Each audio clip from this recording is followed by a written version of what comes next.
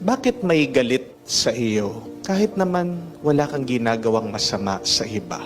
Bakit merong taong ayaw sa atin ngayong wala naman tayong kasalanan sa kanila? Ito po ang tandaan nyo. Kung wala kang kaaway, ibig sabihin, hindi ka pa ganon kahalaga.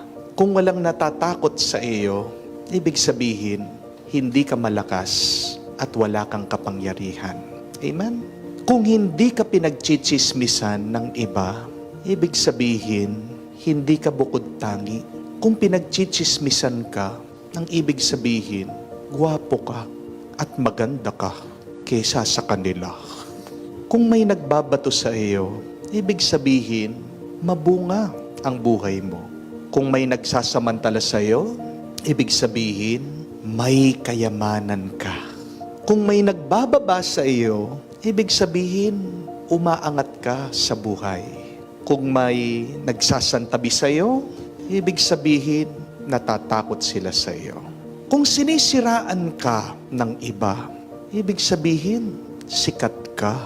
Kung minamaliit ka ng iba, ibig sabihin, nasasapawan mo sila. Hindi ka sisiraan ng isang tao kung sira ka na. Sinisiraan ka ng iba dahil may mabuti kang ginagawa. Kapag hinahanapan ka ng mali ng iba, ito ay dahil may tama kang ginagawa. Bakit may galit sa iyo kahit wala ka namang masamang ginagawa?